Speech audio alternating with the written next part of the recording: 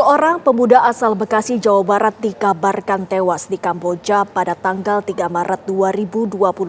Sebelumnya ia sempat berpamitan kepada ibunya untuk bekerja di Thailand di bidang perhotelan melalui sebuah yayasan penyalur tenaga kerja di Tanjung Priok. Ibu dan pihak keluarga kemudian mendatangi Polda Metro Jaya untuk membuat laporan atas kematian tak wajar mendiang anaknya yang diduga menjadi korban tindak pidana perdagangan orang. Saksikan Benang Merah episode Peran WNI di Balik Kerajaan Judi.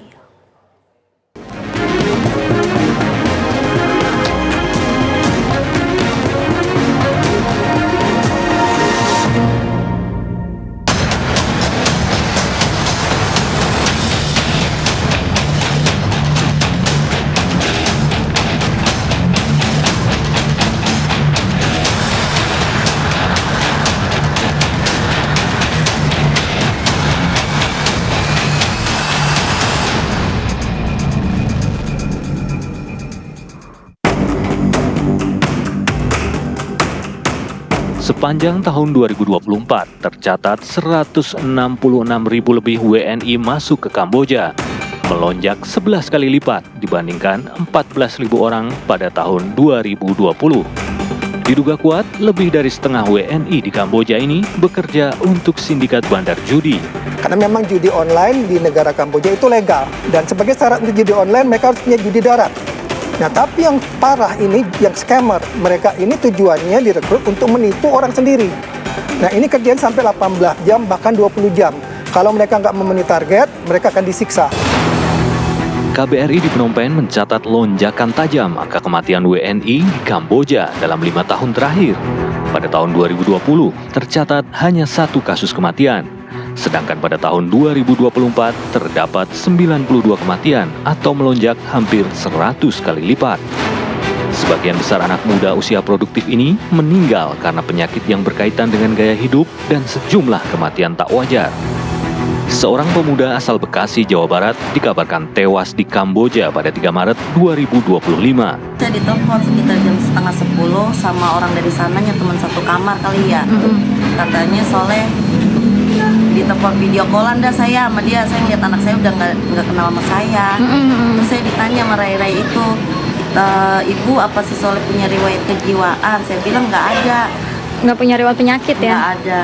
Ya ada itu kayak sobekan gitu di perutnya pas waktu saya mandiin. Dugaannya apa? Nggak tahu juga, saya emang nggak ngerti. Orang-orang ngomongnya kayak gitu, ngomongnya pada kayak gitu dah, ginjalnya diambil. Sebelumnya, ia sempat berpamitan pada ibunya untuk bekerja ke Thailand di bidang perhotelan melalui sebuah yayasan penyalur tenaga kerja di Tanjung Priok. Ya saya nanya, biasanya kan Soleh kok nggak ada surat izin buat orang tua? Biasanya kalau kerja di mana-mana kan dia ada kertas gitu mbak, gajinya sekian, ini kok nggak ada. Bisa periksa kertas-kertasnya nggak ada. Pas tahu-taunya pas Soleh udah almarhum, itu juga teman-temannya yang nyelidikin, terakhir IG-nya katanya adanya di Kamboja. Saya lihat dari media itu, dari HP katanya judol gitu-gitu. Katanya kerja di judi online, bukan koki gitu ya? Bukan, makanya saya kaget. Sempat nelpon saya, mesen saya gini, udah mah jangan kebanyakan pikiran, jangan dengerin kata orang. Dia bilangnya gitu, gajinya gede mak, mayan 3 kali lipat. Pas udah meninggal ditanya perusahaan apa, nggak dikasih tahu. Ya gitu udah biar anak saya tenang. Saya ngikutin saran dari orang aja. Katanya kalau misalnya itu anak saya nggak tenang. Tapi pengen keungkap gitu ya, Bu, tapi ada niatan untuk melaporkan kasus ini ke polisi, Bu? Terserah saya mah, kalau dia ngebantu mbak, biar nggak ada korban lagi seperti anak saya mbak. Kayak saya orang tua, jadi orang tua. Iya gitu, tertipu dah, bilangnya di hotel. Tiba-tiba kerja jadi gituan. Anak saya kan nggak hobi main-main gituan, nggak pernah main sulap emang mbak. Nggak ngerti. Ibu dan pihak keluarga kemudian mendatangi Polda Metro Jaya untuk membuat laporan atas kematian tak wajar mendiang anaknya yang diduga menjadi korban tindak pidana perdagangan orang. Kita sedang berupaya membantu baik melakukan advokasi di sana, yang kedua termasuk rencana pemulangannya. Memang saya harus tegaskan sekali lagi ya, Kementerian P2MI tidak ada kerjasama penempatan ke Kamboja, ke Thailand, dan Myanmar. Kalau boleh hari ini saya menyatakan saya melarang, bukan sekedar menghimbau, melarang semua warga Indonesia untuk bekerja di 3 negara tersebut karena rawan TPPO. Kami mencoba mencatat tahun 2020 sampai tahun 2025 ini tren kasus di Kamboja itu naik drastis, tidak hanya kuantitas tapi kualitas kasusnya naik. Nah, kelihatan mata yang jelas-jelas bahwa ada ribuan orang di Kamboja yang dieksploitasi setiap hari. Bahkan kami melihat dari video-video dikirimkan ke kami, ada yang disetrika, ada yang disetrum, kemudian yang ada diseret pakai motor dan segala macam ketika tidak mempunyai target. Itu bukan 1-2 orang bukan kan? 1-2 orang. Tahun 2020 itu adalah ada 104 korban perdagangan orang Kamboja yang sudah kami proses secara hukum di Pengadilan Negeri Tangerang. Tetapi mirisnya adalah ketika kami proses secara hukum di Pengadilan Negeri Tangerang, maka bukan Undang-Undang 21 tahun 2000 perdagangan orang, tetapi menggunakan Undang-Undang 18 tahun 2017. Sanksinya 1 tahun dengan denda 100 juta dan segala macam.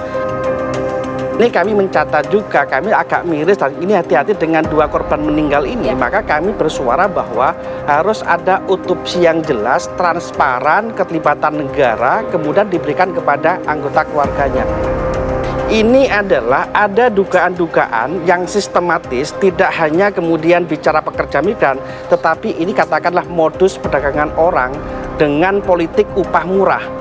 Mungkin teman-teman tahu, siapa sih pemilik judol di sana?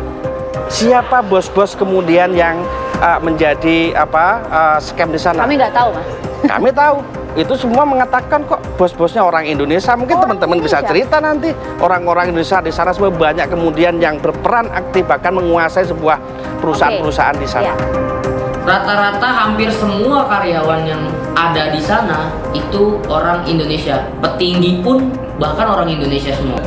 99% malah, hampir semua. Bisa sampai 2000-an. Bahkan hampir saya bilang itu 98% pengusaha pemilik Judion itu orang Indonesia. Ini betul ya Mas, berdasarkan fakta dan juga data ya. Kita nggak main-main di sini, kita berbicara mengenai data. Betul. Anda betul bertemu secara langsung? Bertemu secara langsung. Tapi saya tidak kenal. Karena kan gimana ya, karena muka orang-orang Indonesia, ketemu pun juga mereka pakai bahasa Indonesia. Dan rata-rata itu emang bener-bener orang Indonesia semua sih, Mbak.